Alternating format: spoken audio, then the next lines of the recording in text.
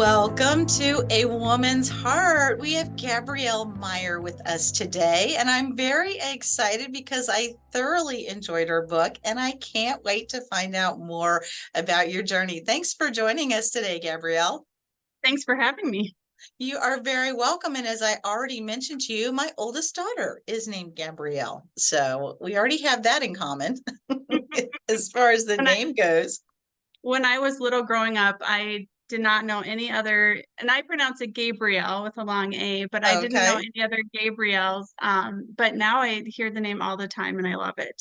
Okay. Well, and that hence my mistake because I refer to my daughter as Gabrielle. So I call her Gabrielle, Okay. not Gabrielle, but I will make sure that I make a point of that in the future. And as I mentioned, I am looking forward to getting to know you a little better. So tell us about yourself and something fun that isn't normally in your bio. Sure.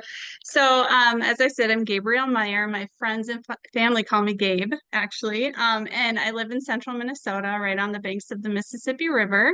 I'm married and I have four children. Our oldest is going into her second year of college, and then we have a senior in high school this year, and then twin boys who are 14. So, something that is not in my bio is that I actually grew up in a carriage house on a historic estate right along the banks of the Mississippi River, kind of Oh, like Sabrina. But it was not that. I mean, I loved it, but there were no parties, nothing glittering like that. The lady who lived there was an elderly woman, wow. and my Okay. dad took care of the property for her. So that was really where my love of history actually stems from, is growing up on that estate. And it's Wonderful. still it's owned by our city today, and there's two mansions on it. And I actually rent it out every other year, and I host a writers event there. So Wow, that's yeah, really neat that you still get to go back and that so now they're historic properties. yes, yep, owned by our Okay. city. So one of the mansions is like a museum and the office, and then the other one you can sleep up to 26 people in it. It's quite large. Yeah, Wow, that is quite the mansion. That is a lot of yes. space for 26 people. That's great. That's wonderful. So do they have a little plaque on the carriage house at the former home of Gabrielle Meyer? No? That would be no, they do not. Okay, well, I thought I would try. I thought I would ask. Well, I could thanks. go looking up there, but they would probably think that was strange. Yeah, they might. They might not approve, especially if it's historic, if it's a historic property owned by the community now. They kind of frown on just slapping labels on that sort of thing without permission and Right. authorization and all that other good stuff. So, well, Gabrielle, how did you mentioned that your love of history started while you were living in that carriage home. Where did your love of writing start? So I actually, this is kind of funny. The only class I ever failed was spelling, and it was in fourth grade. And I struggled with spelling, from the very beginning. And it was actually my third grade teacher who said, you know what, I think if we could get you to love reading, you might learn how to spell. And so she asked me what I enjoyed, and I loved babies at the time. And so she brought me into our school library, and she showed me the Babysitter Club series. And that was where my love of stories came from.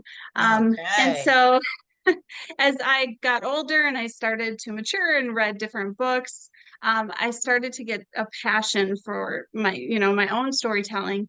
And then when I was a junior in high school, I started working for the Charles Lindbergh Historic Site. And so that's Charles Lindbergh, the aviator who flew across the Atlantic in 1927, grew up in my hometown, and his house is still here. And so I started working there as a tour guide, and that's where I started to love telling historical stories. So stories about real people who Mhm. have lived. And that kind of all of that combined together has created this desire in me to tell stories inspired by real people and places and things. So Okay, wonderful. That is beautiful. And I know it is a lot of fun to be able to be there and learn the stories behind the people that everybody knows. I mean, I've heard of Charles Lindbergh, but I don't know a whole lot of the stories behind the scenes. So that must be a whole lot of fun. And what are some of the things I know, most people, most authors do not have the I fell in love and I wrote a one story and it was automatically picked up and I made lots of money and it was all smooth sailing. That was not my, that's not my story. That isn't most people's either. No. So I started writing in 2012 towards publication. I kind of dabbled before, and I had published a couple of articles for a local magazine. But in 2012 was when I decided to go pursue traditional publication. I knew that I could self-publish, but there was a part of me that kind of wanted that affirmation. And also, it's just a different self-publishing and traditional publishing. There's, pros and cons to all of it. Yes. But so I started to go to conferences and met with editors and agents, eventually got an agent, and I think 2013, I think is when I did that. It's been a while, but 2015 was when my first book was published, and it was a 25,000 word novella. So it was just, I think 50 pages maybe long, but I Okay. had already written 3 full-length novels before that and gotten them turned down. So I tell people I wrote over 300,000 words before my first 25,000 words got published. So since 2015, I've actually written for 4 different publishing houses, and I've had, Okay. I'm almost up to 40 books published at this point. Wow. So it's quite a bit. But it's my Timeless series that has really captured everyone's attention. And my first Timeless book was actually my 25th book published, but a lot of people think it's my first. So it's kind of fun because then they find out that there are other books that they can go back and read too. Yeah, I noticed that when a mutual friend first kind of introduced us and connected us, and I looked at the third in the series was already out, and you suggested maybe start at the beginning Yeah. because yes, that one's actually set in my hometown in Yes, Colonial it is. Williamsburg. That is one of the stories. And before we get to that, though, I did want to ask, how did your faith play into with your writing and your journey as an author? So I'm very fortunate. I was born into a Christian family, and so was raised with a very strong, solid foundation. And I found Christian fiction early on when I was probably about 13, and I just devoured it. And I know that a lot of what I read, a lot of the Christian fiction helped to form my faith. And I always say to people, as a person, as a believer, everything that I do is informed by my faith, how I spend my money, how I spend my time, the things I Mhm. say, the things I do. And so as I pursued writing, have always felt like it was a God-given gift to me. That's something I needed to steward well and honor him with that. And Yeah. so pursuing it, even through the rejections, was very, very difficult. But a good friend of mine once said, God doesn't call us to write just to publish stories. He calls us to write so that he can shape our hearts. And that's what he was doing. And he still continues to do as I write new stories. And, even after you get published, there are a lot of obstacles that you face. One of them is staying published Yeah. because if your books don't sell well, then you're not going to get another contract.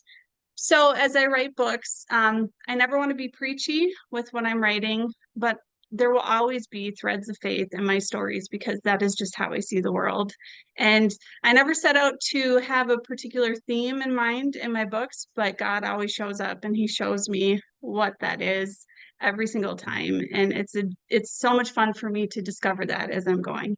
Yeah, I've noticed a common theme among even Christian fiction writers that their faith influences their writing, but then as they're writing, there are lessons that God teaches you in the process of writing that book. And I love the element of the storytelling because Jesus taught so much in parables. He taught through stories, and sometimes we can understand concepts better through a story versus a book on that topic. And what are some of those lessons that you feel like God has really taught you through this process?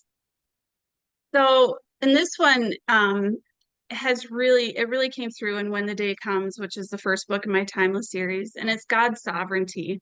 I think that for me anyway, in my personality, I am a very driven person.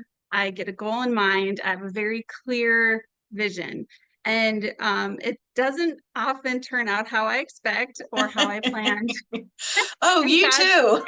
yeah, no, in his heart, man plans his course, but God determines his steps. And I have to remind myself of that all the time.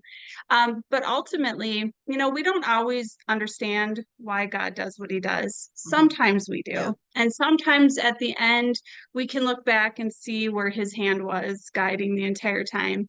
And that's definitely one of the main one of the main themes in my life anyway, is always looking back and going, oh, okay, I see what, and now I'm in my mid 40s and I would like to think that I, have that all figured out, but he's still showing me Uh-oh. constantly. Yeah, right. I was gonna say that's on tape now. Right. As soon as we think Um, we have it figured out, it's like, oh no. yep. He'll Yeah. come around with another lesson of that. Well, and you mentioned the God sovereignty in your first Timeless series. I will say it was very unique. I have never seen any other book where it's the same person in two time periods.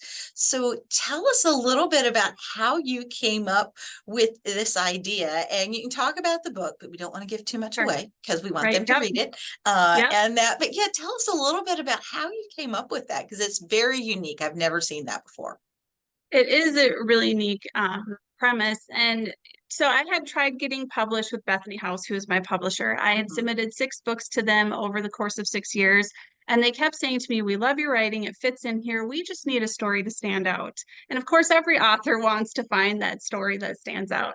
Mhm. And so I went through a lot of brainstorming, a lot of ideas. But one day I was just talking to my sister about the idea of time travel and how somebody usually falls through a portal of time, probably accidentally, then they're in a different time trying to get back. But they might fall in love or they might have to win a war or something. And then they're stuck between these two worlds and they have to decide, do I want to stay or do I want to go back? And as I was thinking about that, an idea just literally hit me in the head. Like, what if you were born that way? What if you were born with 2 lives? You went to sleep in one, you woke up in the other, you went to sleep there, you woke up back in the first one. No time passes while you're gone. But on your 21st birthday, you have to choose which life to keep and which one to forfeit. And when that hit me, I instantly thought of Williamsburg because I had been there that spring. Oh, And good. I had tried getting there for years, because I worked for the Minnesota Historical Society, and everybody has Mhm. always said Colonial Williamsburg is the top-notch living history museum in the world. Yeah. So I had gone there, and I knew I wanted to set one of my timelines in Williamsburg in 1774. And so I thought, what would be another good juxtaposition? Like, what would be another timeline that would play well with that? And I had just watched a documentary by Elizabeth McGovern, who played Lady Grantham in Downton Abbey. And she was an American Uh-huh. dollar princess. Yes. And the dollar princesses were women who were born to high society people, or I shouldn't say high society. They had a lot of money, but they weren't part of the old society. And Yes. so they basically married their daughters off to English aristocracy to gain titles and status. And so you've got one time period trying to fight against the American Revolution, or during the American Revolution, fighting against the British. And then in the other one, they're trying to buy back into the British aristocracy. And so I thought that would be such a perfect pairing. So Oh, that was wow. kind of, yeah, where my idea came from and why I chose those 2 different eras. Yeah, well, and obviously it stood out, Yeah, and Bethany it House picked it up and said, okay, this is different. This one did. stands out. And I really did. I thoroughly enjoyed it. And as I mentioned to you before, I brought the book down into the restored area and looked around. And one of the things that I appreciated is at the end of the book, because I don't think we're going to really give anything away here, you mentioned that her 1774 character, her and her mother were based off of a real person here in Colonial Yes. Williamsburg. And I'd love for you to touch on her for a little bit. Sure. So that's because of my love for telling real history. I always try to find a historical person that I can kind of reimagine their story. And so Clementina Rind was the first female public printer in Virginia, and Uh-huh. she lived in Williamsburg in 1774. And her husband had been the public printer, and he passed away. So she then petitioned the Burgesses, the House of Burgesses, to be the printer. And there was 5 people who had petitioned, and it was actually George Washington who spoke up on her behalf. And so she became the first female printer, our public printer. And I just find that so fascinating. So in my story, Libby and her mother live in Williamsburg. Her father was a printer. He passed away. And so now her mother and her have gotten the printing contract.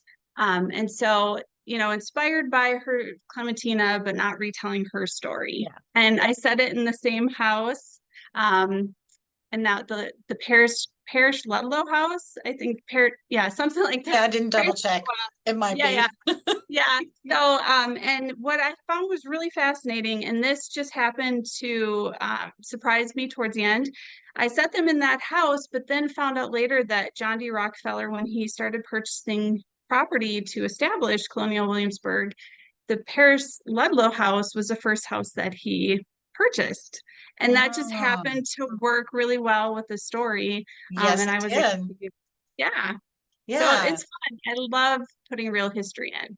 Yeah, and it was. I loved how I ended up. I was a little nervous there a couple of times. I was like, I don't know. I like this story, but I'm not so sure I like how where some of this is going. And but I did. I loved the entire story. And like I said, I don't want to give too much away.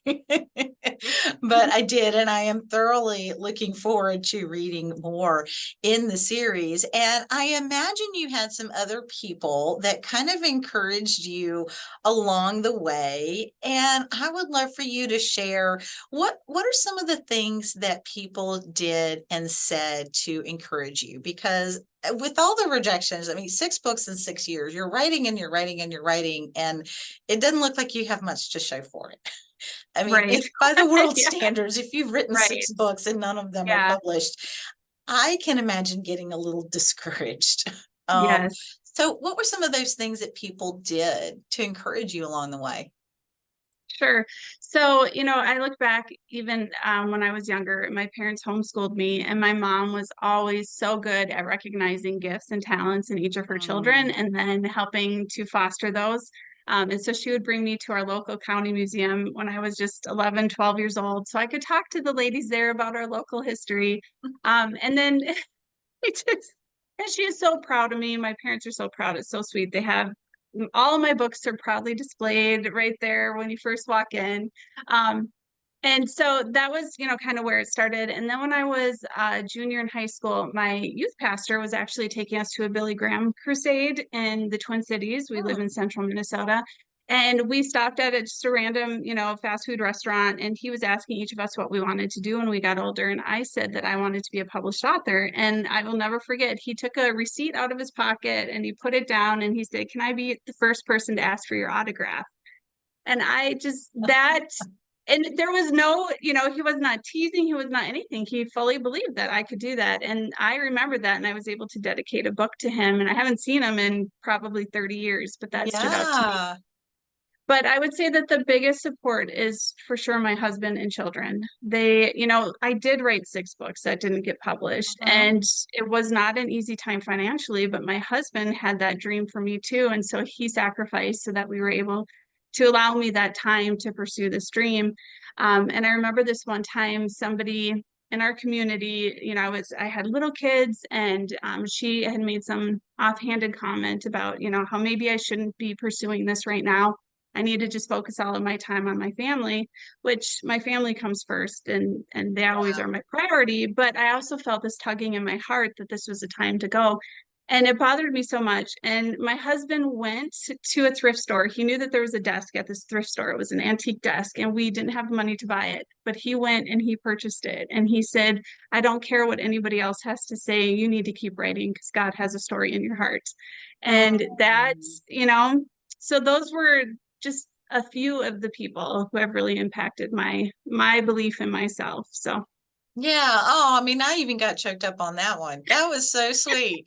I was like, oh, that's beautiful. And And sometimes people, I guess, well-meaning are just not very thoughtful. And I know I've spoken to some other women who kind of had that same debate. I feel like I'm really called. This isn't just a whim. This isn't just something I want to do for myself. I'm really feeling called and being prayerful about that. But then you do have your children and they are first, but you're trying to balance the two, and it can be quite a bit of a tug of war with the mom guilt, Mhm. because that is so real. The mom guilt is Yeah. real. Hmm. And I've spoken to somebody else who said the lessons that her children learned, though, watching Hmm. her go through that, were invaluable. And Yeah. can you speak to some of that with your kids, Yeah. that tug, but then your kids watching you do that? I'm actually getting goosebumps because I'm watching it now unfold in my children's lives. My oldest daughter is 20 and she is going into her second year of college, but she has some college credit from before. And the passion that she has, she would love to be a foreign service officer with the State Department and someday would love to be Secretary of State. She is so driven. Her degree Okay. is history, politics, and economics with minors in biblical studies, journalism, and intercultural studies. This girl is so Oh my smart, word. and she just has this like full confidence that she will, get to have this dream.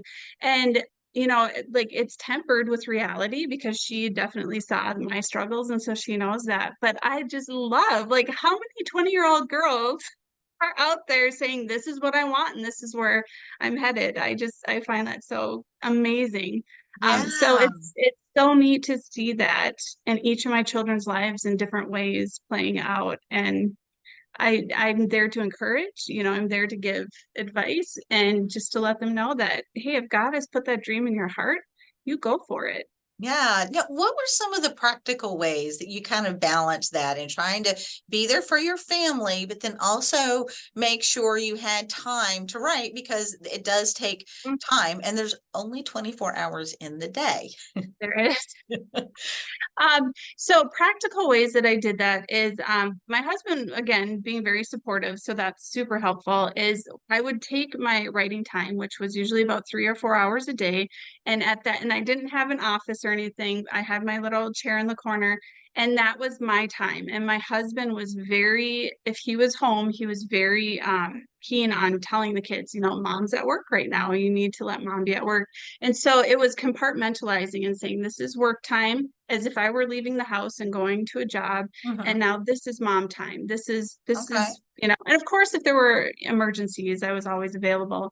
Yeah. But I think just putting a boundary on your time, setting a time, even if it's just 15 minutes that you have to give or 30 minutes, but putting a boundary on it and saying, this is my time and I will address whatever needs come later was really important for me, at least. Yeah, and it's tough to do, but you kind of have to Yes. put those boundaries. And I know some other women who are moms and they're writing in car line, they're writing during Mhm. doctor's appointments. They just find Yep. a way to squeeze in little pockets of time and then other big chunks as well. And I think I would sometimes tell my children, unless there's blood or fire, do not interrupt me. Exactly. And then of course there was the time that there was. So Right. Yeah. I stopped and we took care of the matter. So, Yes. so Oh, oh my children. gosh. Well, you mentioned you have lots of them in the time list. The When the Day Comes is the first one, and Mhm. you have two more that are already out and a fourth one that's getting ready to come Yeah. out. So give us a little, you can tell us what the other ones are and then let us look forward to the Sure. fourth one real quick. So, book two is called In This Moment, and there's actually the heroine goes through three timelines: Mm-hmm. 1861, 1941, 2001. And then the second book is Identical Twin Sisters, and they go between 1692 and 1912. So they're during the Salem witch trials, which was really fascinating. Wow. And then So those three are out now, and book four comes out in November, and it's called Across the Ages, and it's my pirates and gangster book. So 1727 and 1927. And all of these are connected through family connections. So people ask if they could read them as standalones, and yes, you can. Mhm. But if you would read like book two before book one, there would be several spoilers that you would learn about in book two. So they're best Yeah. read in order. And this was just supposed to be a 3-book series, but it's been so well received that my publisher has now extended it officially to 7 books. So Oh, yeah, 7.